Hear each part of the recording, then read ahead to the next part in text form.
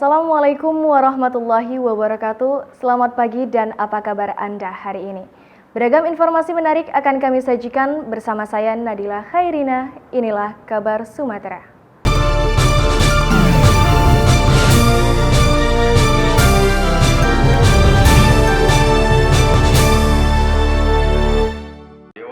Dewan Perwakilan Rakyat Daerah Kota Medan menggelar rapat paripurna pemandangan umum fraksi-fraksi atas penjelasan Kepala Daerah terhadap Ranperda Kota Medan tentang pencabutan Perda Kota Medan nomor 2 tahun 2015.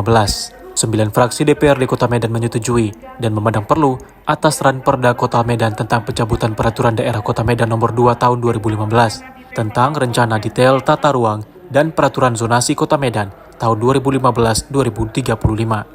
Dalam rapat paripurna ini dipimpin Ketua DPRD Medan, Wong Chung Sen, dihadiri Wali Kota Medan Bobi Nasution dan segenap pimpinan perangkat daerah serta seluruh fraksi-fraksi DPRD Kota Medan. Dalam pemandangan umum dibacakan oleh masing-masing perwakilan fraksi, menjelaskan bahwa fraksi-fraksi DPRD Kota Medan pada umumnya mengapresiasi pemerintah Kota Medan yang telah mengajukan pencabutan atau revisi atas perda terkait rencana detail tata ruang dan peraturan zonasi Kota Medan tahun 2015-2035 yang dinilai sudah tidak relevan.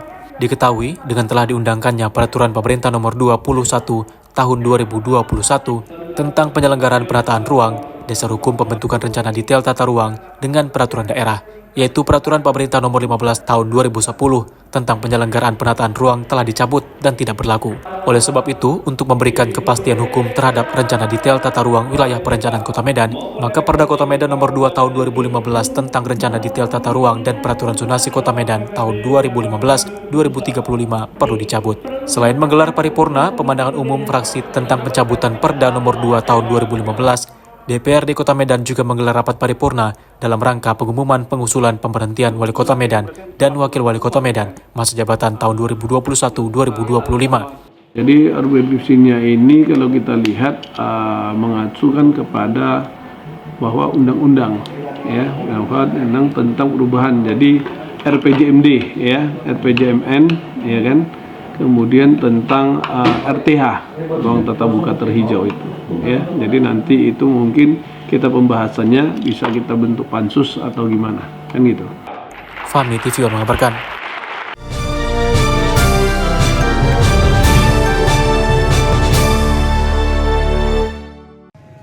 Pasca Mahkamah Konstitusi memutuskan menolak gugatan sengketa Pilkada Oku Selatan, Komisi Pemilihan Umum Daerah Kabupaten Oku Selatan menggelar rapat pleno terbuka penetapan Bupati dan Wakil Bupati terpilih Oku Selatan. Rapat pleno ini berlangsung pada Kamis 6 Februari 2025 di Aula KPU Oku Selatan, yang dibuka langsung oleh Ketua KPU Oku Selatan dengan dihadiri Ketua KPU Provinsi Sumatera Selatan, Kapolres Oku Selatan, Kajari Oku Selatan, jajaran pemerintahan serta pasangan calon Bupati terpilih. Dari penghitungan KPU Oku Selatan, Bupati pemenang Pilkada yakni pasangan Abu Sama Misnadi memperoleh suara 88.076 suara atau 39,75%, mengungguli pasangan calon lainnya. Setelah KPU melakukan rapat pleno, langkah lanjutan KPU Oku Selatan akan menyerahkan hasil penetapan pemilihan kepala daerah ke DPRD Oku Selatan. Untuk selanjutnya DPRD akan melaksanakan paripurna dan mengusulkan pelantikan. Hari ini KPU Oku Selatan melaksanakan penetapan pasangan calon Bupati dan Wakil Bupati Oku Selatan terpilih setelah kita menerima salinan putusan dari Mahkamah Konstitusi. Alhamdulillah final dan kita bisa lanjut ke tahapan berikutnya, yaitu penetapan dan nantinya pelantikan serentak dengan daerah lain yang tidak berperkara di Mahkamah Konstitusi. Untuk perolehan suara dari 4 pasangan calon yang kemarin mengikuti kontestasi di Oku Selatan tetap seperti yang telah ditetapkan sesuai dengan SK KPU sebelumnya. Hari ini adalah puncak. Jadi saya secara pribadi dari awal, sejak saya berusaha bersilaturahmi dengan masyarakat, saya tidak pernah menjelek-jelekan. Karena pada prinsipnya semua kandidat itu sama, adalah putra-putra terbaik Kabupaten Oku Selatan yang akan memimpin Oku Selatan ke depan. Saya membuka diri bagi semua lapisan masyarakat karena itu bagian dari tanggung jawab saya yang bertanggung jawab dunia dan akhirat bagi masyarakat Kabupaten Oku Selatan dan demi kesejahteraan masyarakat Kabupaten Oku Selatan ke depan. Dari Oku Selatan, Sumatera Selatan, Andi Salani TV mengabarkan.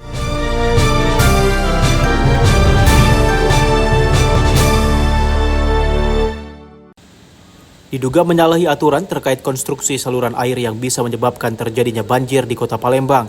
Komisi 3 DPRD Kota Palembang melakukan sidak ke kantor dan showroom Auto 2000 Tanjung Api-Api. Komisi 3 DPRD Kota Palembang diketuai oleh Ketua Komisi Ruby Indriarta didampingi 2 anggota Andreas dan Agung Bahari menggelar sidak di dealer sekaligus bengkel Auto 2000 di kawasan Tanjung Api-Api Palembang Selasa 4 Februari 2025. Tinjauan lapangan anggota DPRD Komisi 3 ini melibatkan OPD seperti Dinas PUPR dan Satpol PP. Terkait laporan dari masyarakat tentang dugaan penyalahan aturan konstruksi saluran pembuangan air atau pelanggaran izin lingkungan hidup. Usai menjelaskan beberapa aturan tentang perizinan, anggota DPRD melakukan pengecekan bersama Kepala Cabang Dealer Auto 2000 di saluran air. Tidak sampai di situ, rombongan juga melakukan pemantauan langsung ke gorong-gorong saluran air yang berada di samping bengkel Auto 2000, di mana pada saat hujan, jalan di sebelah Auto 2000 sering banjir. Kalau hujan sekarang sering banjir. Pengetahuan kita apa sih penyebabnya? Nah, penyebabnya mungkin di belakang itu, kardus itu. Belum mereka sudah banyak bangun tanah-tanah kosong itu. Jadi gorong-gorong ini dulu lebar, sekarang bisa disempit. Kita masih berdebat persoalan dengan adanya saluran air, apakah ini menjadi saluran air yang dibangun atau ini memang ada sungai yang ditimbun. Maka ini nanti akan kita panggil khusus untuk Auto 2000 dan Honda Motor. Tadi sempat meninjau titik-titik banjir juga ya? Di jalan. Memang faktanya ada bahwa di sana antara gorong-gorong yang dimiliki oleh Auto 2000 sangat tinggi, sedangkan jalan sangat rendah sehingga itu menyebabkan banjir di kawasan ini. Pada prinsipnya Auto 2000 itu kalau ingin membangun setiap cabang, kita pasti mengikuti semua prosedur yang ada agar IMB itu izin pembangunan itu bisa keluar. Dan kami selalu berkomitmen untuk mentaati semua peraturan yang diberikan oleh pemerintah setempat. Dari Palembang, Sumatera Selatan, Febriansyah, TV One mengabarkan.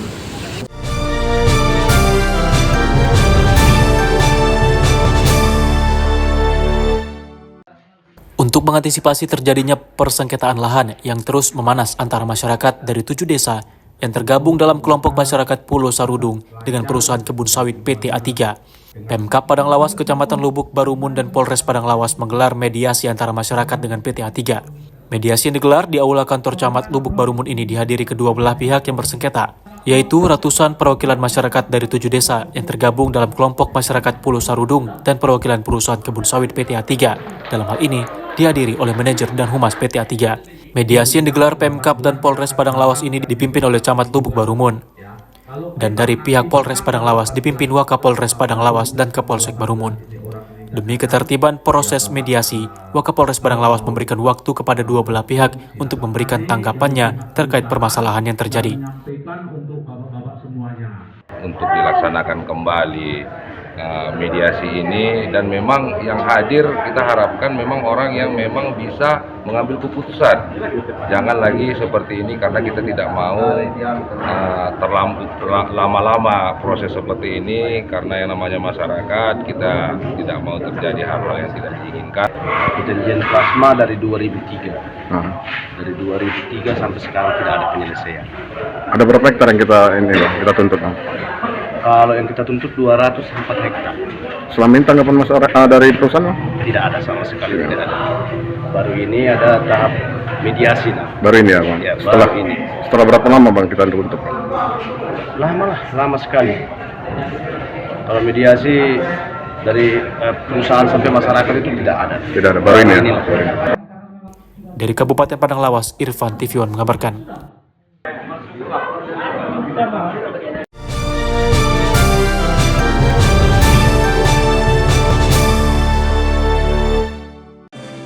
Dewan Perwakilan Rakyat Daerah Kota Palembang menggelar rapat paripurna kelima masa persidangan kedua tahun 2025. Dengan agenda pengumuman hasil penetapan pasangan wali kota dan wakil wali kota Palembang terpilih untuk masa jabatan tahun 2025 hingga 2030 mendatang. Sebelumnya pasangan Ratu Dewa dan Prima Salam telah ditetapkan oleh KPU Kota Palembang sebagai wali kota dan wakil wali kota Palembang, lalu diparipurnakan oleh DPRD Kota Palembang pada awal pekan ini. Kedepannya DPRD Kota Palembang meminta kepada wali kota dan wakil wali kota terpilih untuk lebih selektif dalam menempatkan kepala dinas di lingkungan pemerintah Kota Palembang, yakni memilih sosok kepala dinas yang memang memiliki kemampuan di bidangnya. Saat dijumpai, pasangan Ratu Dewa Prima Salam mengungkapkan, usai dilantik, pasangan RDPS akan segera bergerak cepat menjalankan sejumlah program yang telah mereka canangkan. Ratu Dewa Prima Salam juga akan mensinkronisasikan program RDPS dengan program pemerintah pusat. Pasangan RDPS juga menilai wajah kota menjadi salah satu hal yang vital, terutama yang terkait dengan infrastruktur, air bersih, orang miskin, Palembang cerdas, dan beberapa hal mendasar lainnya. Secara pribadi maupun secara institusi mengucapkan selamat kepada Wali Kota dan Wakil Wali Kota, Pak Ratu Dewa dan Pak Prima Salam. Semoga amanah yang diberikan oleh masyarakat Kota Palembang ini bisa dimanfaatkan dengan sebaik-baiknya untuk kemajuan seluruh warga Kota Palembang. Saya sebagai Ketua DPR, kalau bisa setelah pelantikan menetapkan kepala dinas memang basic dia di situ. Jangan guru dijadi ke Kabid 9 pajak. Profesional. Nah, jadi profesional. Pertama, program pemerintah pusat Bapak Prabowo ini harus kami laksanakan. Semuanya harus kami laksanakan. Terus ada beberapa kebijakan kami tidak bisa bekerja sendiri. Kami butuh sinergi dengan Forkominda, dengan masyarakat, tokoh agama khususnya dengan DPRD, sehingga program ini bisa bersendiri buat kami. Dari Palembang, Sumatera Selatan, Febriansyah, TV One mengabarkan.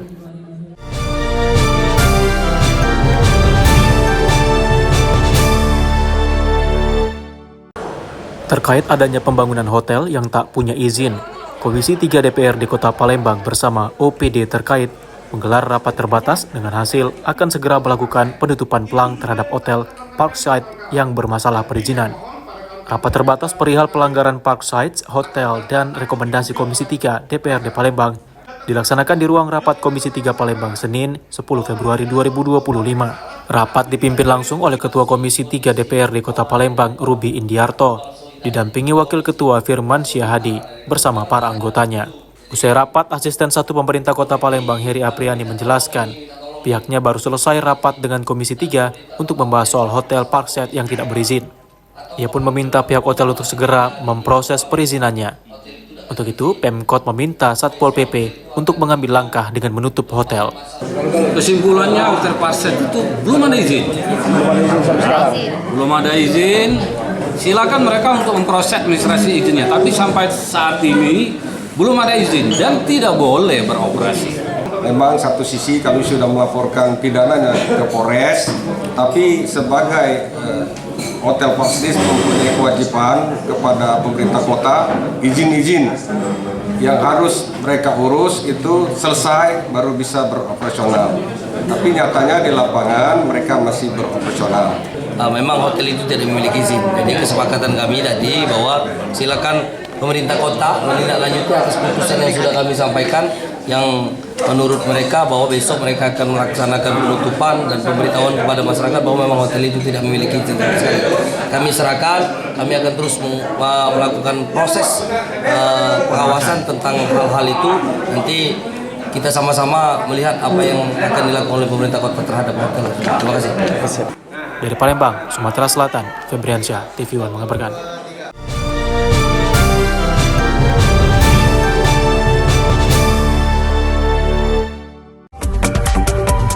Assalamualaikum warahmatullahi wabarakatuh. Saya Haji Sudirman, anggota DPD RI asal Aceh, mengucapkan selamat ulang tahun ke-17 untuk TV One.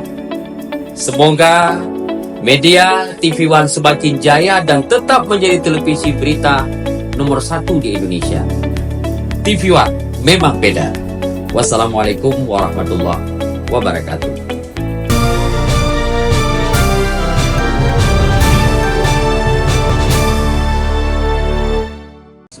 Untuk mencapai target jadi pelabuhan Go Internasional, Kamis siang PT Pelindo Regional 1 Belawan operasikan Gate 3 terapkan sistem auto gate pembayaran non-tunai agar transaksi pengguna jasa dapat menjadi lebih cepat, mudah, dan tepat.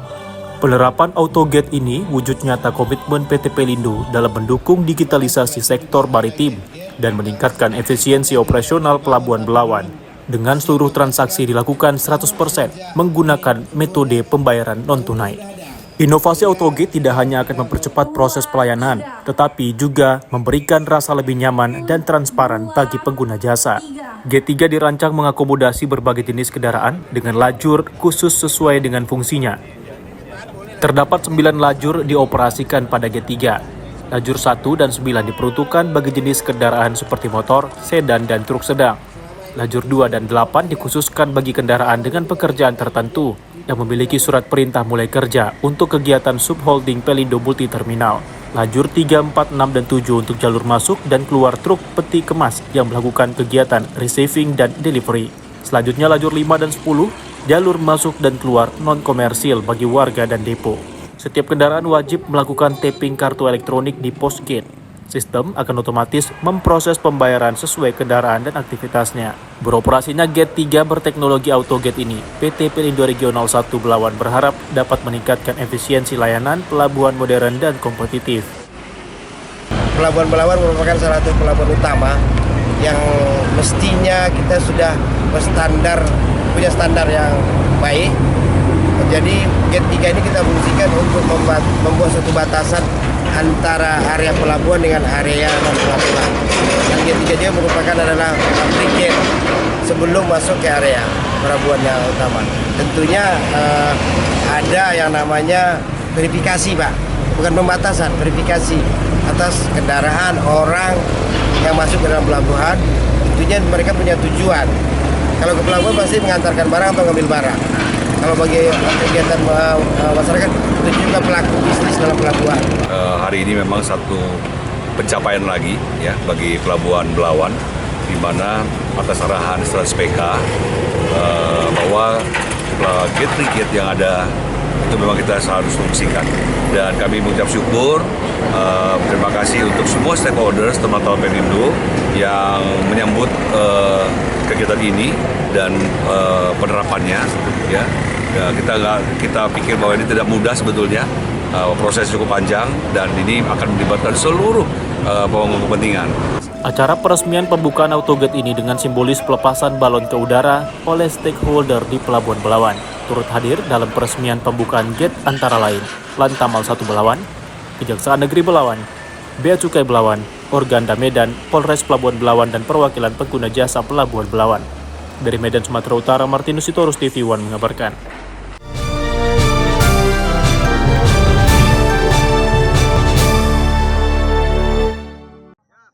Inilah aksi puluhan burung parot pintar dengan keindahan berbagai macam warna.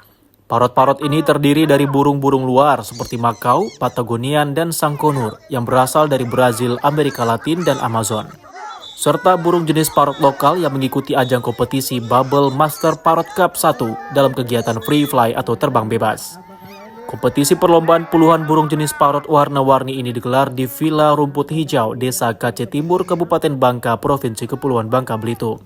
Sebanyak puluhan burung-burung parot dengan owner masing-masing tampak antusias mengikuti kompetisi terbang bebas memperebutkan trofi Bubble Master Parrot Cup 1. Burung-burung yang bernilai fantastis ini sangat terlatih di tangan para pemiliknya, di mana dalam waktu ditentukan, dalam lomba burung yang dilombakan harus dirilis terbang di udara hingga kembali lagi ke tangan masing-masing pemiliknya.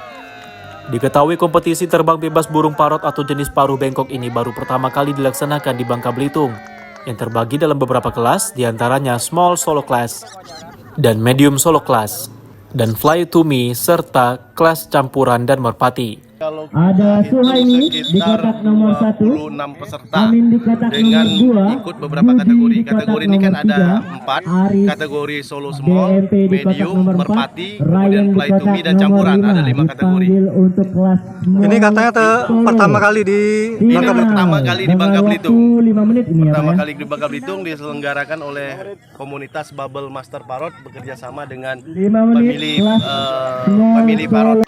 Kedepan diharapkan kompetisi tersebut rutin dilaksanakan, terlebih burung parot ini memang membutuhkan jam terbang bebas di langit luas. Demi kondisi tubuh yang selalu fit dan prima agar tak selalu berada di dalam kandang. Kembali pada kodratnya, terbang dan bermain bebas namun dengan dididik tertib dan disiplin. Dari Pangkal Pinang, Bangka Belitung, Friendly Primadana, TV One mengabarkan.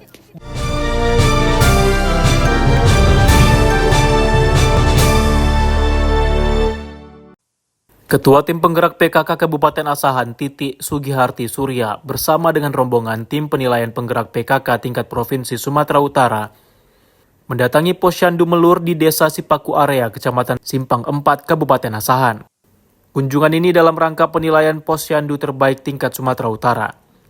Posyandu Melur di Desa Sipaku area Kecamatan Simpang 4 mewakili Kabupaten Asahan dalam memperebutkan posyandu terbaik tingkat Sumatera Utara. Hal ini merupakan salah satu pencapaian terbaik yang didapat oleh Desa Sipaku area. Dalam penilaian posyandu terbaik ini dinilai langsung oleh tim penilai dari Provinsi Sumatera Utara dan disambut oleh Ketua Tim Penggerak PKK Kabupaten Asahan dan Ketua Posyandu Desa Melur. Diharapkan agar Posyandu Melur dapat menjadi juara 1 hingga meningkatkan pelayanan di tengah masyarakat. Evaluasi lomba posyandu tingkat provinsi. Evaluasi. Harapannya, Bu? Harapannya Posyandu Melur ini kan memang sudah juara 1 kalau untuk tingkat kabupaten. Harapan kami setelah dievaluasi, didatangi oleh tim provinsi, semoga menjadi lebih meningkatkan pelayanannya kepada masyarakat, terutama di Dusun 2 untuk melayani balita, remaja atau lansia yang ada di Dusun 2. Prestasi Desa Sipaku area, alhamdulillah dari tahun ke tahun kita terus mengikuti perlombaan. Ada di 2023 kemarin Sipaku area adalah merupakan terbaik nasional lomba Kampung Pancasila. Kemudian di tahun 2022 adalah desa terbaik di Kabupaten Asahan. Kemudian beberapa kegiatan yang lain juga kita ikuti. Dan alhamdulillah di beberapa kegiatan lomba itu Sipaku area terus meraih prestasi-prestasi. Dari Asahan, Sumatera Utara, Jasa Manurung TV One mengabarkan.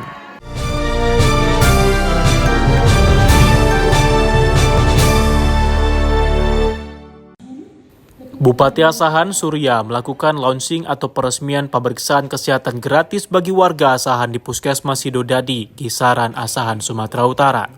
Launching ini dilakukan serentak di 30 puskesmas yang tersebar di setiap kecamatan di Kabupaten Asahan. Dalam sambutannya, Bupati Asahan memberikan apresiasi positif terhadap Dinas Kesehatan Kabupaten Asahan yang telah melakukan gebrakan atau program Presiden Prabowo Subianto dengan meresmikan program nasional yakni pemeriksaan kesehatan gratis.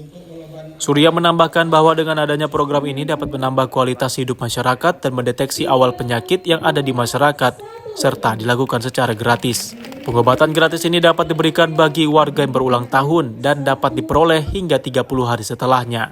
Dalam kesempatan itu, Surya sebagai Bupati mohon pamit ke semua warga, khususnya tenaga medis di Kabupaten Asahan, karena setelahnya ia akan menduduki jabatan Wakil Gubernur Sumatera Utara. Dan kepemimpinan akan dilanjutkan oleh wakilnya yang terpilih menjadi Bupati Asahan. Kami hari ini melonsing pemeriksaan kesehatan gratis.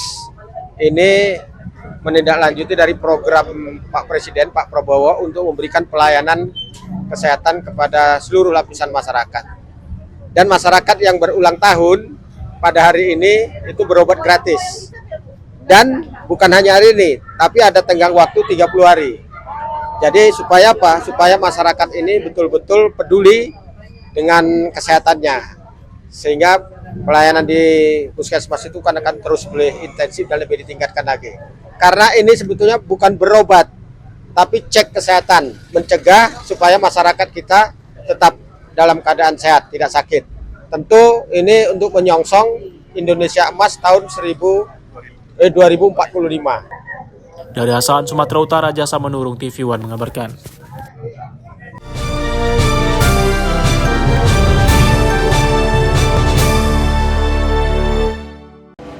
Pengurus Organisasi Masyarakat Matahari Pagi Indonesia atau MPI Sumatera Utara resmi dikukuhkan di Aula Tengku Rizal Nurdin Medan, Minggu 16 Februari 2025. Fokus pada gerakan sosial, MPI diharapkan dapat menjadi amplifikator atau penguat program-program Presiden Prabowo Subianto.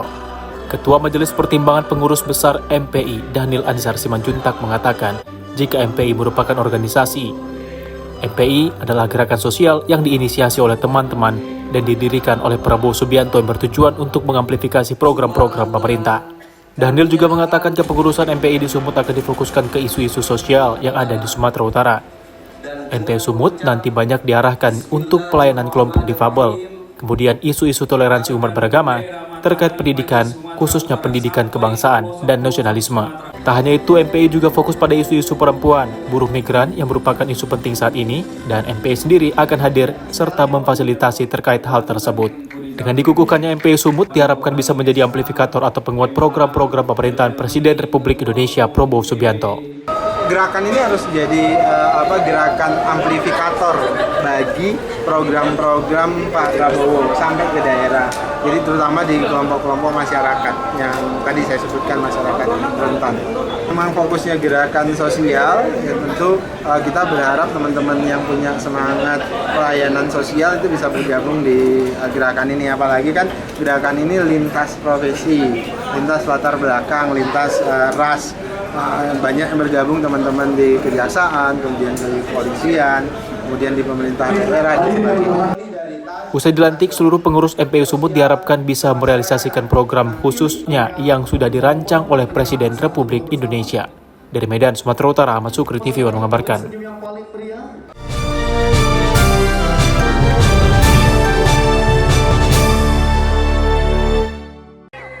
Sumatera Native Music Fiesta didukung Kementerian Pendidikan dan Kebudayaan Republik Indonesia bersama LPDP melalui program Dana Indonesiana menggelar pertunjukan tradisi menjaga warisan budaya yang berlangsung di Taman Ahmad Yani, Kota Medan pada Sabtu kemarin.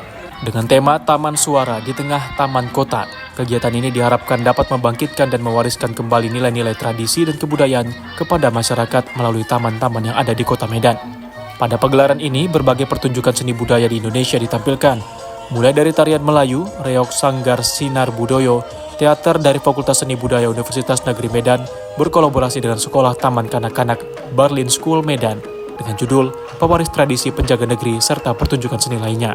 Sejumlah masyarakat yang hadir tampak antusias dengan mengabdikan tiap momen pertunjukan. Dr. Uyuni Widyastuti, pendidik seni, sangat mengapresiasi acara ini. Ia mengatakan meski kemajuan zaman di era teknologi berkembang cepat, namun ia berharap tradisi kebudayaan yang ada di Indonesia wajib dilestarikan. Untuk generasi muda, walaupun kita tahu kita harus mengikuti tren ya kemajuan zaman, tapi tetap jangan meninggalkan tradisi. Karena tradisi itu sepanjang zaman, sepanjang akhir hayat itu akan terus melekat di diri kita sendiri. Luar biasa, saya sangat mengapresiasi kegiatan ini karena kegiatan ini melibatkan anak-anak TK Berlin. Nah, melalui taman di Kota Medan itu anak-anak bermain, dihadirkan kembali rasa-rasanya itu ketika dia bermain, menjadikan taman kota itu menjadi kearifan lokal nantinya. Jadi kami sangat berterima kasih kepada panitia, kepada seluruh sutradara, kepada tim yang berperan di dalamnya karena telah berkolaborasi dengan anak-anak kami yang luar biasa.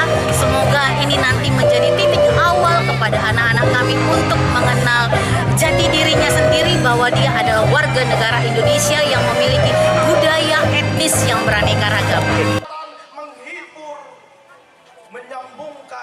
Melalui kegiatan di Taman Kota, nilai-nilai tradisi kebudayaan yang mulai redup dapat bangkit dan kembali dilestarikan. Dari Medan, Sumatera Utara, Amidal Yauzar, TV One mengabarkan.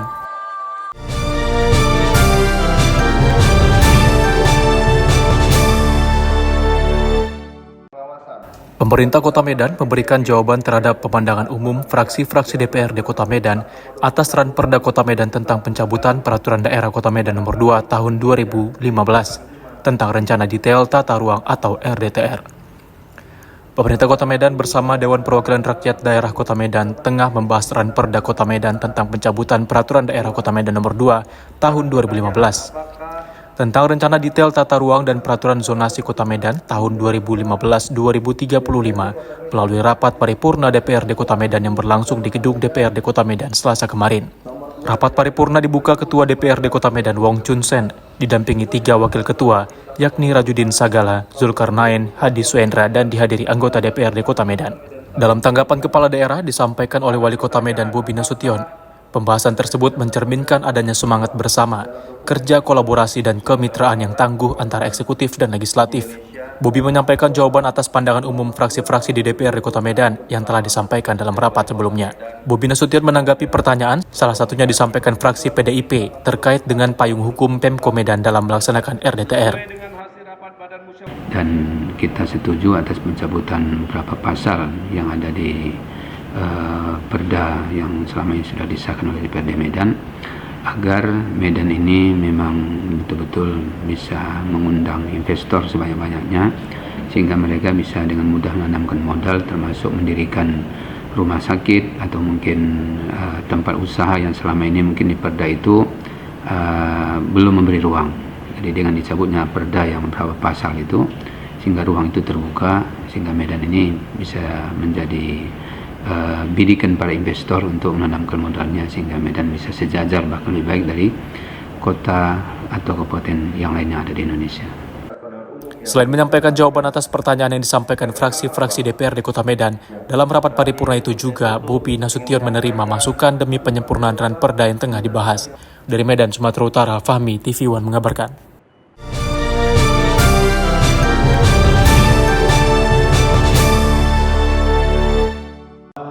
Badan Kepegawaian dan Pengembangan Sumber Daya Manusia BKPSDM Kabupaten Lahat Sumatera Selatan menggelar pelatihan mastering hipnosis yang diikuti oleh seluruh kepala dinas, kepala badan, dan kepala bidang se-Kabupaten Lahat.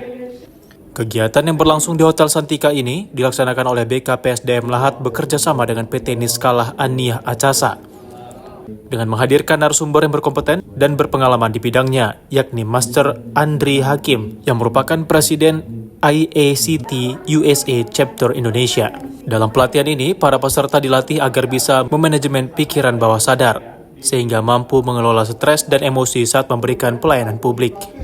Kegiatan ini juga menjadi salah satu upaya pemerintah daerah dalam meningkatkan kompetensi aparatur sipil negara, khususnya para pejabat pimpinan tinggi Pratama dan pejabat administrator dalam memberikan pelayanan yang prima kepada masyarakat. Agar lebih memudahkan para peserta dalam memahami materi yang disampaikan, narasumber mengajak para peserta untuk langsung mencoba melakukan komunikasi melalui alam bawah sadar dan mencoba untuk mempengaruhi pikiran alam bawah sadar ke sesama peserta.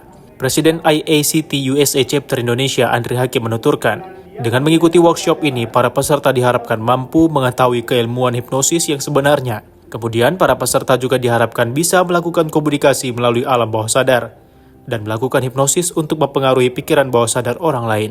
Barusan kita tadi mempersiapkan dan menghantarkan sebuah materi yang kita sebut sebagai mastering hipnosis. Nah, apa itu mastering hipnosis? Jadi kita berupaya untuk memberikan sebuah konsep-konsep komunikasi yang kita sebut komunikasi bawah sadar. Nah, komunikasi bawah sadar itu menggunakan 3 modalitas, baik visual, audio, kinestetik, yang memang diperuntukkan untuk bagaimana kita berkomunikasi secara cepat, tepat, dan tanggap. Mudah-mudahan dengan adanya workshop dari pagi sampai dengan sore hari ini juga dapat semakin meningkatkan afirmasi positif mereka, sehingga diharapkan dapat membawa kebaikan bagi pemerintah Kabupaten Lahat. Dari Kabupaten Lahat, Sumatera Selatan, Ahmad Widiansyah, TV One mengabarkan.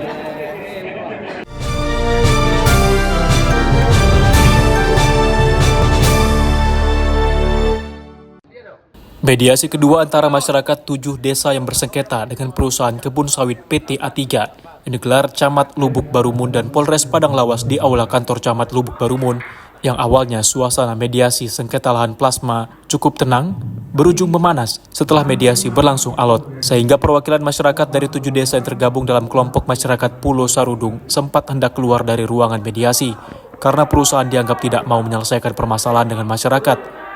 Suasana mediasi yang sempat memanas dapat diredam pihak kepolisian Polres Padang Lawas. Hasil keputusan mediasi kedua ini dinyatakan gagal. Karena tidak mendapatkan hasil, pihak kecamatan dan Polres Padang Lawas akan melanjutkan mediasi di tingkat kabupaten untuk mencari solusi agar permasalahan ini bisa selesai. Pihak masyarakat Pulau Sarudung mengancam akan menduduki lahan yang disengketakan sesuai janji perusahaan kepada masyarakat. Selain itu, masyarakat juga menuding perusahaan belum mengantongi HGU. Yang jelas dalam hal ini hasil daripada pertemuan pihak perusahaan PT A3 bahwasanya tidak ada titik temu antara pihak Pokmas dan juga pihak PT A3. Dalam hal ini kami sampaikan ini belum berakhir. Ya. Jadi ini Bang, HGU kita bagaimana Bang? Kita ngantong HGU nggak Bang? Sudah diajukan, saat ini sedang dalam proses dan setelah selesai sampai panitia B. Berarti selama ini kita berjalan belum ada HGU Bang ya? Udah. HGU. Selama ini kan dia berdasarkan hak milik masih kita depan. Karena awalnya koperasi dulu. Koperasi. Berarti saat ini surat-surat kita itu sudah atas nama perusahaan PT. Surat tahu? PT dalam akun. Yang kita laksanakan hari ini itu mediasi kedua bersama langsung pihak perusahaan dengan Pokmas masyarakat tetapi masih belum menemukan titik temu. Tapi saya sarankan dan kami minta tadi kepada masyarakat untuk bersabar, karena saya akan laporkan kepada pimpinan dan mungkin nanti akan dilaksanakan mediasi kembali di tingkat kabupaten. Terima kasih. Dari Kabupaten Padang Lawas, Irfan TV One mengabarkan.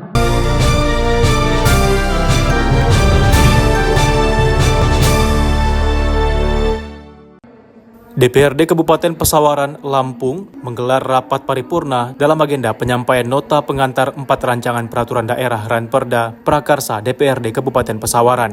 Kegiatan ini berlangsung di ruang sidang DPRD Kabupaten Pesawaran pada Senin 17 Februari 2025 yang dihadiri oleh Wakil Bupati Pesawaran Marzuki, Sekretaris Daerah Kabupaten Pesawaran Wildan, Ketua DPRD Ahmad Riko Julian, para Kepala Perangkat Daerah Forkopimda serta jajaran anggota DPRD Pesawaran. Rapat paripurna ini bertujuan untuk membahas sejumlah program prioritas pemerintah daerah Kabupaten Pesawaran yang dituangkan dalam 4 Ranperda Prakarsa DPRD.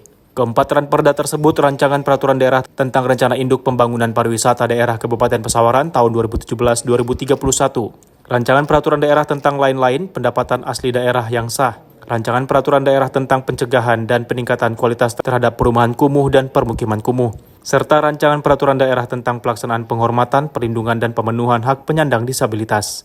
Keempat Ranperda ini disusun untuk menciptakan sinergi antara masyarakat dan pemerintah daerah dalam membangun sistem pemerintahan yang transparan, partisipatif, dan akuntabel. Pemerintah daerah dalam hal ini pihak eksekutif mengapresiasi penyampaian rancangan peraturan daerah Prakarsa DPRD Kabupaten Pesawaran yang telah ditetapkan sebagai program prioritas pemerintah daerah Kabupaten Pesawaran yang dituangkan pada Perda tahun 2025, yakni yang pertama, rancangan peraturan daerah tentang rencana induk pembangunan pariwisata daerah Kabupaten Pesawaran tahun 2017-2031. Dari Pesawaran, Lampung, Pujian Syah Rozali TV One mengabarkan.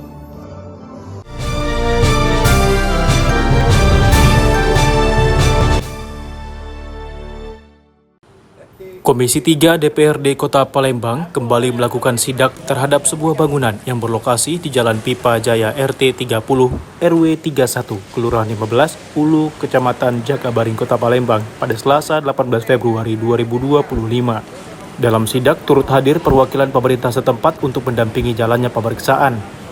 Rombongan Komisi 3 melakukan pengecekan terhadap aspek perizinan, keamanan bangunan, serta dampak lingkungan yang ditimbulkan dari pembangunan toko. Sekretaris Komisi 3 DPRD Kota Palembang Ruspanda Karibullah mengatakan pihaknya telah meninjau perizinan bangunan dan tak ada masalah. Namun masih ada beberapa aspek yang perlu diperbaiki oleh pemilik bangunan, salah satunya membuat saluran air drainase.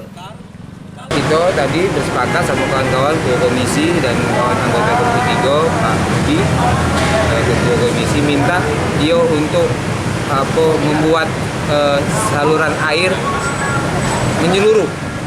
Artinya dari kanan kiri depan belakang dia tali airnya nyatu dan kita minta di ruang kotanya agak dibesarkan. Sementara itu pemilik bangunan Mian Taslim menjelaskan bahwa permasalahan yang dihadapinya berawal dari saluran air yang tertutup sepenuhnya sehingga menyebabkan air menggenang dan mengalir ke jalan. Pihaknya akan segera membuka saluran air sesuai dengan peraturan yang berlaku. Paritnya itu minta dibuka, jangan langsung dicor semua itu aja. Itu baik ya? Iya. Apa yang ini rencana bakal ditindaklanjuti atau Ya, segera? segera. Untuk bangunan itu tadi dibongkar nggak? Itu enggak, karena digambar memang ada. Oh memang ada ya? Memang ada ya? Oh cuma masalah saluran air ya? Ya, masalah saluran air. Ini bakal dibuat apa nih kok? Bangunan yang saat ini masih dalam tahap penyelesaian tersebut rencananya akan difungsikan sebagai toko yang menyediakan berbagai kebutuhan rumah tangga. Dari Palembang, Sumatera Selatan, Febriansyah, TV One mengabarkan.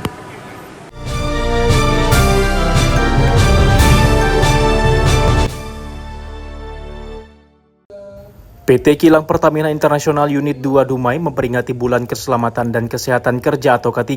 Kegiatan berlangsung meriah, beragam kegiatan digelar. Kegiatan yang merupakan ajang kebersamaan sekaligus merupakan upaya untuk melindungi kesehatan dan keselamatan pekerja di lingkungan kerja. Ratusan pekerja dari lingkungan PT Kilang Pertamina Internasional Unit 2 Dumai hadir mengikuti kegiatan penutupan peringatan Bulan Keselamatan dan Kesehatan Kerja atau K3 Tak hanya pekerja, keluarga mereka juga turut hadir dalam kegiatan ini. Kegiatan ini dilaksanakan di lapangan Bapor Komplek Bukit Datuk Pertamina Kota Dumai. Acara tampak begitu meriah dengan ditampilkannya beragam kegiatan mulai dari jalan santai, stand bazar, hingga pertunjukan seni Nusantara yang menampilkan talenta berbakat dari berbagai sekolah dan sanggar seni di Kota Dumai. Acara juga ditutup dengan penampilan artis band Leto yang didatangkan langsung dari ibu kota untuk memeriahkan acara penutupan hari ketiga. Bulan ketiga ini penting bagi PT KPI karena sebagai industri yang memiliki risiko cukup besar membutuhkan penerapan nilai ketiga untuk menjaga agar operasional kilang Pertamina Unit 2 Dumai bisa beroperasi dengan aman, lancar, dan bisa memberikan perlindungan bagi seluruh pekerja. Secara umum, bulan ketiga ini penting ya bagi PT KPI karena kita sebagai industri dengan risiko cukup besar membutuhkan penerapan nilai-nilai K3 ya untuk menjaga agar operasional kilang Unit 2 Dumai bisa beroperasi dengan aman, andal, lancar, dan bisa memberikan perlindungan bagi seluruh pekerja yang bekerja di PT KPI Unit 2 Dumai. Ya, harapan kami ke depan PT KPI bisa lebih meningkatkan implementasi aspek HSSE secara umum dan secara khusus kami bisa mencapai target-target perusahaan dengan tetap mengedepankan aspek safety HSSE dan mendapatkan profit yang berkelanjutan. Dari Dumai, Riau, Amrizal, TV One mengabarkan.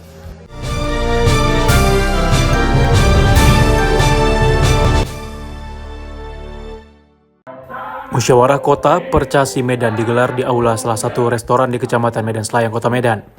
Musyawarah ini digelar dalam rangka memilih kepengurusan Percasi Kota Medan periode 2025-2029. Acara ini pun dihadiri Ketua dan Sekjen KONI Medan, Ketua Harian Percasi Sumut dan Bendahara Percasi Sumut, Ketua Percasi Kota Medan periode lalu, dan 15 pengurus Percasi Kecamatan dan klub catur yang ada di Kota Medan.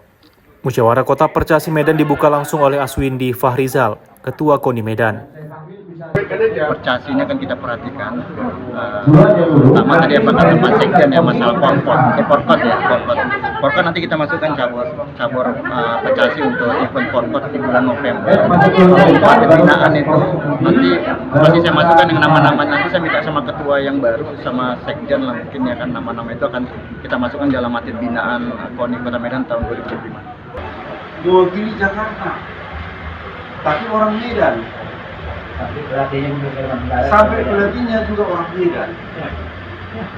Jadi kalau boleh kita kembalikan lah, sama-sama lah kita mengembalikan marwah catur Sumatera Utara yang dulunya memang hebat, ya, pecatur nasional. Itulah harapan kita. Dalam rangka program kami menghadapi dan menjalankan kegiatan kejuaraan Kota Medan. Mungkin itu yang pertama, tapi di samping itu diselang-selingi dengan kejuaraan-kejuaraan kecil, mungkin turnamen kecamatan atau mungkin ada klub nanti yang bisa kita gairahkan untuk membuat turnamen. Saya pikir untuk jangka pendeknya seperti itu. Dari Medan, Sumatera Utara, Irfan, TV One mengabarkan.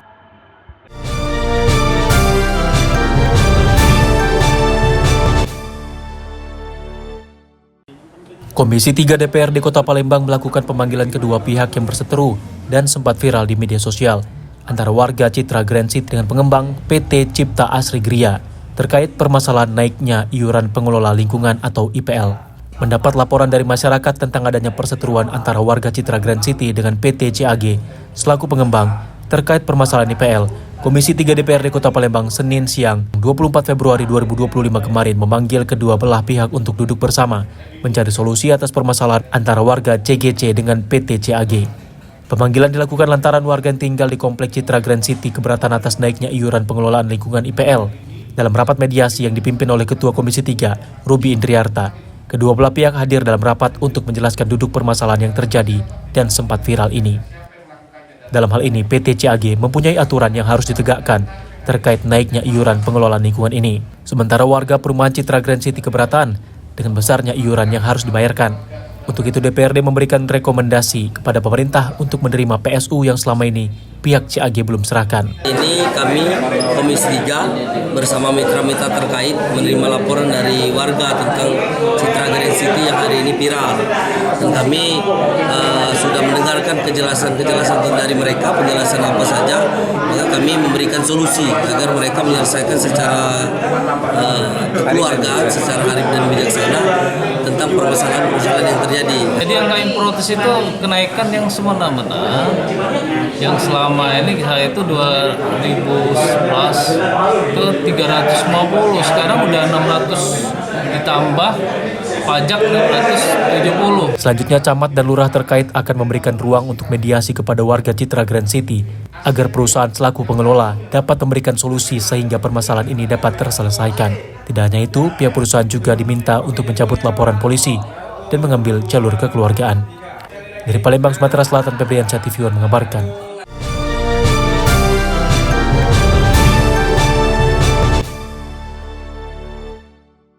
Kepala Dinas PPPA PPKB Kabupaten Ogan Ilir, Sumatera Selatan bersama tim penyuluh kecamatan berkeliling pasar tradisional untuk memberikan edukasi kepada masyarakat yang sudah menikah dalam usia subur untuk membatasi jarak anak dengan memasang alat kontrasepsi seperti dengan memasang implan, suntik KB, dan alat kontrasepsi lainnya supaya bisa membatasi jarak kehamilan serta mengurangi risiko kematian ibu dan bayi. Selain membagikan alat kontrasepsi dan pil KB, Dinas PPPA PPKB juga membuka pelayanan suntik KB di halaman pasar tradisional Tanjung Raja dengan menggunakan mobil pelayanan keliling yang disediakan oleh BKKBN Provinsi Sumatera Selatan.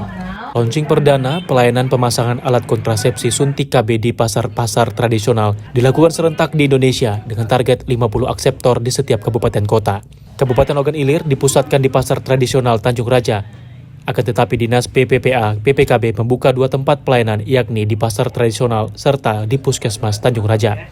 Ini merupakan pelayanan KB yang tempatnya di pasar tradisional yang dilaksanakan secara serentak di seluruh Indonesia, di seluruh kabupaten kota.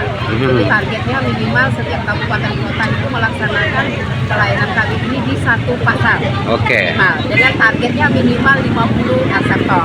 Tapi alhamdulillah kalau untuk OI yakin dan percaya lebih dari 50. Mungkin nanti disampaikan oleh Ibu Kepala Dinas tempatnya berapa. Untuk hari ini kita ditetapkan target 50 akseptor.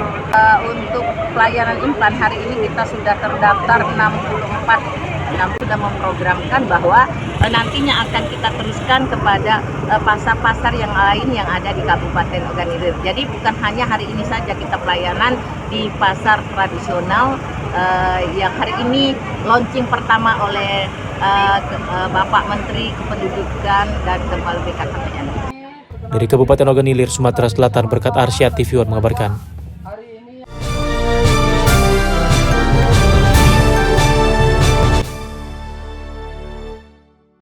Momentum pelantikan kepala daerah terpilih secara serentak oleh Presiden Prabowo Subianto dimanfaatkan para kepala daerah untuk saling bertukar program unggulan yang dapat diterapkan di daerahnya masing-masing.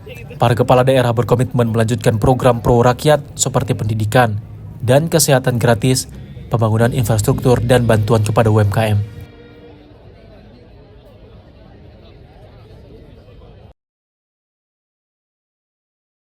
Bersama dengan ratusan kepala daerah dari seluruh Indonesia, wali kota dan wakil wali kota Bandar Lampung dilantik langsung oleh Presiden Prabowo di Istana Negara Kamis pagi. Menjalani pelantikan secara serentak bersama ratusan kepala daerah di Indonesia, wali kota Bandar Lampung tiba di Monumen Nasional sekitar pukul 7 pagi untuk mengikuti kirap menuju Istana Negara. Sebelum menjalani pelantikan, wali kota Bandar Lampung bersama pejabat lainnya melakukan kirap dengan berjalan kaki dari Monumen Nasional menuju Istana Negara untuk dilantik langsung oleh Presiden Prabowo Subianto.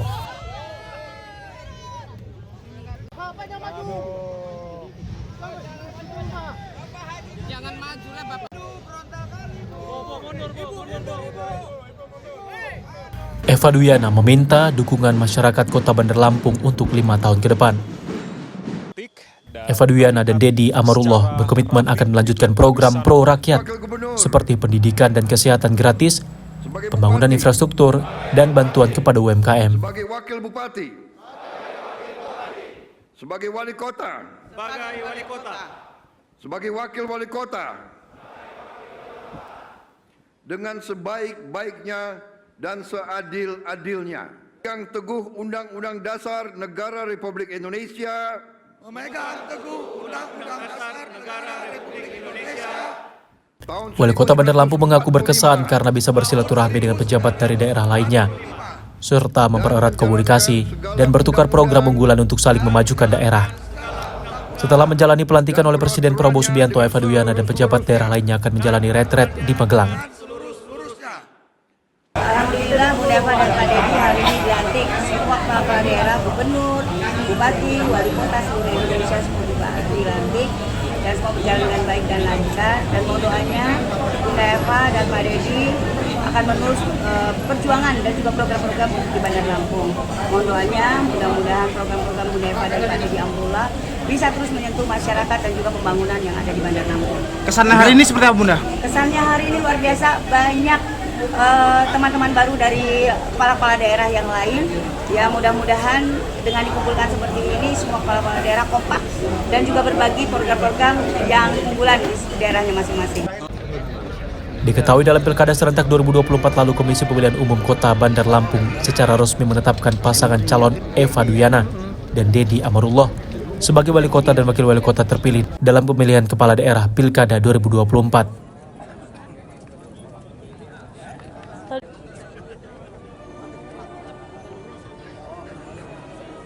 Pasangan Eva Duyana dan Dedi Amarullah memperoleh suara terbanyak yakni 264.740 suara.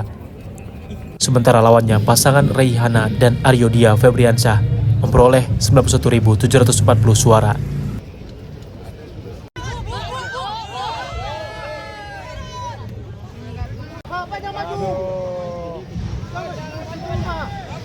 Jangan maju lah bapak-bapak itu gimana sih?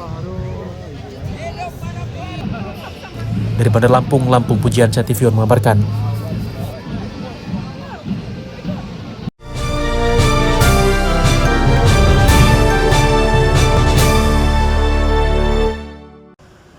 Presiden Prabowo Subianto resmi melantik 961 kepala daerah se-Indonesia. Salah satunya Bupati dan Wakil Bupati Lampung Utara periode 2025-2030 di halaman Istana Merdeka, Jakarta Pusat, Kamis 20 Februari 2025. Presiden Prabowo Subianto, Wakil Presiden Gibran Rakabuming, semua Menteri Kabinet Merah Putih, Ketua DPR dan MPR RI hadir dalam prosesi pelantikan Gubernur, Wakil Gubernur, Bupati, Wakil Bupati dan Wali Kota serta Wakil Wali Kota se-Indonesia. Sebanyak 961 kepala daerah yang terdiri dari 33 gubernur dan 33 wakil gubernur, 363 bupati dan 362 wakil bupati, serta 85 wali kota dan 85 wakil wali kota se-Indonesia diambil sumpah dan dilantik secara langsung Presiden Prabowo Subianto. Presiden Prabowo secara langsung memberi penyematan rencana jabatan perwakilan kepala daerah terpilih periode 2025-2030. Pasangan Bupati dan Wakil Bupati Lampung Utara, H. Martoni dan Romli, tiba di halaman Monumen Nasional atau Monas pukul 7 waktu Indonesia Barat. Bersama kepala daerah yang lain berkumpul di bawah tenda yang disiapkan. Dengan mengenakan seragam putih, mereka bersama-sama long march kirap jalan berbaris menuju gerbang istana ke tenda utama lapangan tengah halaman Istana Merdeka dengan diiringi marching band dan dikawal ketat aparat kepolisian dan TNI. Presiden Prabowo Subianto dan Wakil Presiden Gibran Rakabuming Raka tiba pukul 10 waktu Indonesia Barat di Istana Merdeka dan langsung memimpin upacara pengambilan sumpah jabatan dan pelantikan kepala daerah terpilih di Pilkada serentak 27 November 2024 lalu. Di momen itu, Presiden Prabowo Subianto berpidato dan mengucapkan selamat kepada para kepala daerah dan wakil kepala daerah yang terpilih. Ia pun meminta para kepala daerah untuk membela dan menjaga kepentingan rakyat. Presiden mengatakan kepala daerah wajib mengikuti pembekalan atau retret di Akademi Militer Akmil Magelang, Jawa Tengah pada 21 hingga 28 Februari 2025.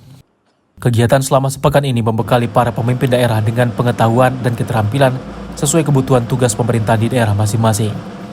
Pasangan Martoni dan Romli memiliki visi menuju Lampung Utara maju dan berkualitas, sedangkan misinya yang pertama mendorong kemajuan ekonomi berbasis ekonomi kerakyatan.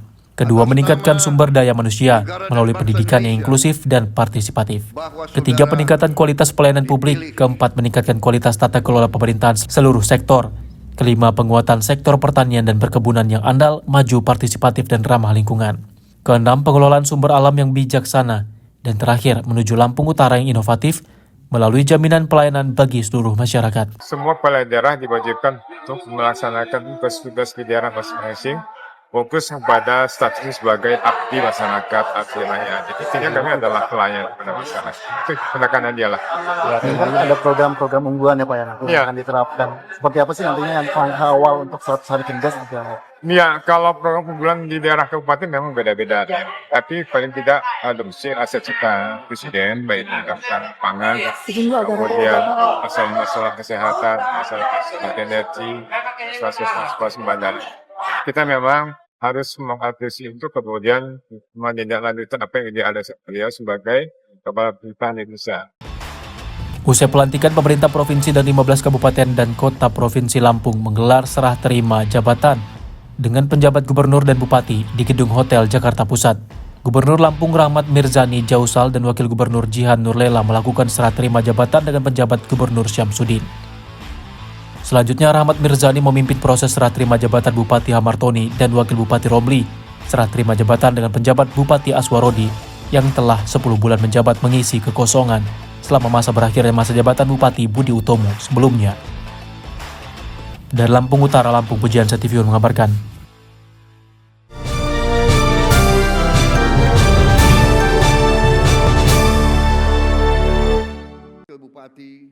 Bupati Batubara Bahrudin Syagian bersama gubernur dan sejumlah bupati dan wali kota dari Sumatera Utara mengikuti retret yang berlangsung di Akademi Militer Akmil Magelang Jumat 21 Februari 2025. Bupati Batubara Bahrudin Syagian bersama seluruh kepala daerah yang telah dilantik langsung oleh Presiden Prabowo Subianto di Komplek Istana Kepresidenan mengikuti retret yang berlangsung di Akademi Militer Magelang.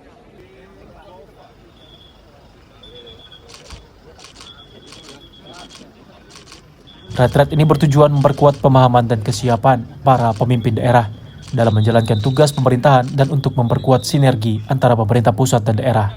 Presiden Republik Indonesia Prabowo Subianto dijadwalkan memberikan arahan langsung dalam retret yang berlangsung selama 8 hari, dimulai dari 21 hingga 28 Februari 2025. Kegiatan ini diikuti dengan semangat dan persiapan fisik yang baik oleh Bahrudin Syagian selaku Bupati Batubara dan turut didampingi oleh Asisten 2 Kadis Kominfo, Kabak Prokopim, Kabak Tapem, Kepala Bapelitbangda, Direktur Rumah Sakit, Kabak Ekbang, Kepala BKPSDM, Kabak Hukum dan Kabid IKP Kominfo.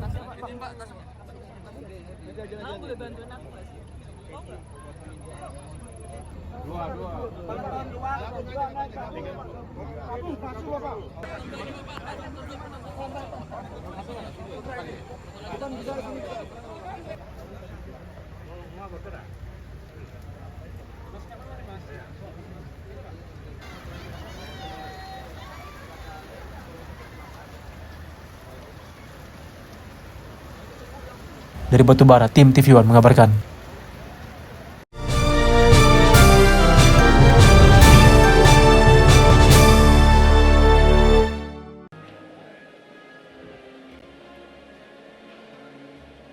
Bupati dan Wakil Bupati Batubara, Bahrudin Syagian dan Syafrizal resmi dilantik oleh Presiden Republik Indonesia Prabowo Subianto. Pelantikan berlangsung di Istana Kepresidenan Jakarta Pusat, Kamis 20 Februari 2025.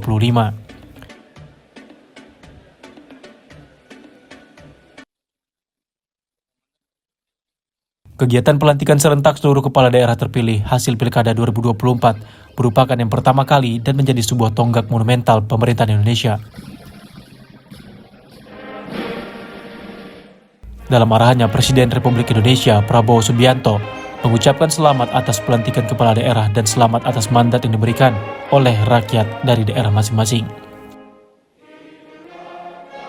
Ini adalah momen bersejarah pertama kali di Indonesia yang secara serentak melantik 33 gubernur, 33 wakil gubernur, 363 bupati, 363 wakil bupati, 85 wali kota, 85 wakil wali kota, dengan total 961 kepala daerah dari 481 daerah di Istana Merdeka oleh kepala negara langsung.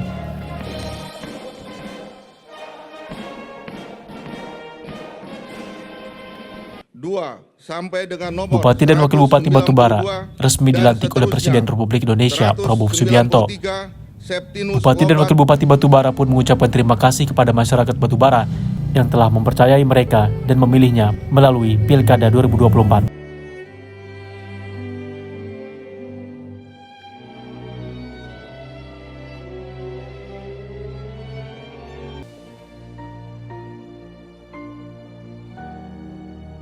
Dari Batubara, tim TV One mengabarkan.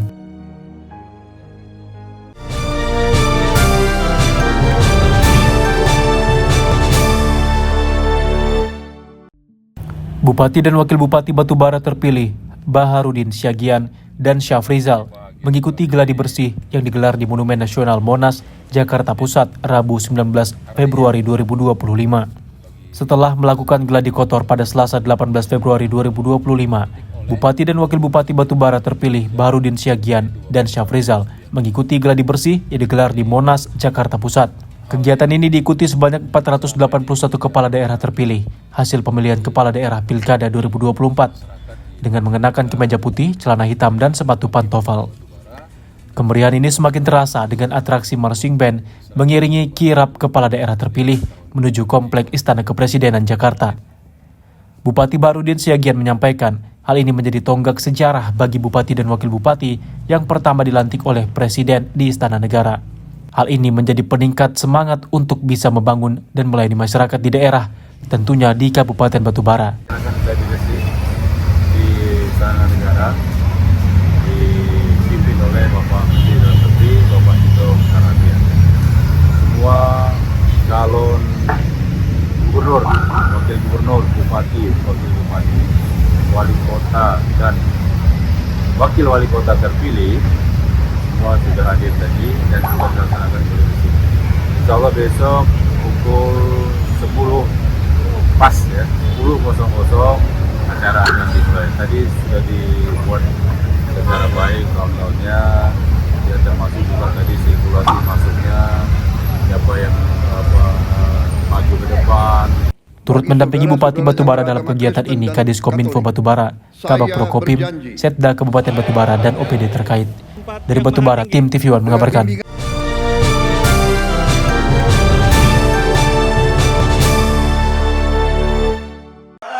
Hakim Ketua Pengadilan Tinggi 1 Militer Medan dipimpin Kolonel Farma Nihayatul Aliyah memimpin jalannya sidang lanjutan terhadap terdakwa Kolonel Infanteri Purnawirawan Igit Donolego atas perkara tindak pidana kasus penyalahgunaan kekuasaan dan penggelapan uang yang berlangsung di Pengadilan Militer 1 Medan, Jalan Gumban Surbakti, Kota Medan pada Kamis siang. Sidang lanjutan beragendakan pemeriksaan keterangan 5 saksi korban terkait dugaan pemutusan kerjasama secara sepihak lahan perkebunan sawit di Desa Percut Setuan, Deli Serdang, seluas 720 hektar saat terdakwa Kolonel Purnawirawan Igit Donolego menjabat sebagai Ketua Puskopkar A 1 Bukit Barisan pada 12 September 2020.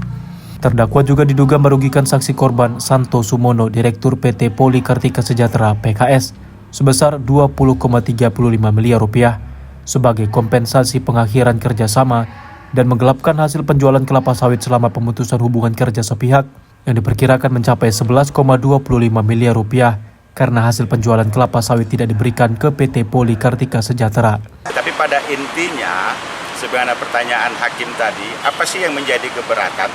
Oke, di antara usaha kerjasama ini kan sudah ada penghitungan nilai kerugian, lebih kurang nilai kompensasi ganti rugi, maaf.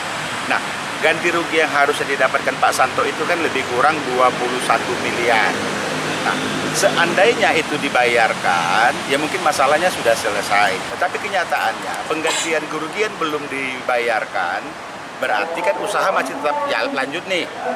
Nah, pada saat usaha masih tetap berjalan, tiba-tiba di stop. Sidang hari ini atas nama terdakwa siapa ya Bang? Nama terdakwanya Kolonel Infanteri Purnawirawan Igit Donolego. Ya. Untuk perkara?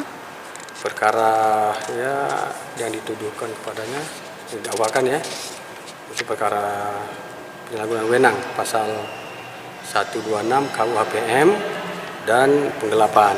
Diketahui pada Januari 2020 kedua pihak sepakat mengakhiri kerjasama dengan pembagian nilai saham sebesar Rp37 miliar. Namun Puskopkar A1 Bukit Barisan gagal memenuhi komitmen pembayaran hingga batas waktu yang disepakati 20 Februari 2020. Tak hanya itu, terdakwa juga menunjuk pihak ketiga untuk mengelola dan menjual hasil kebun sawit meski saat itu masih berproses hukum. Dari Medan, Sumatera Utara, tim TV One mengabarkan. Informasi tadi sekaligus menutup perjumpaan kita pada hari ini.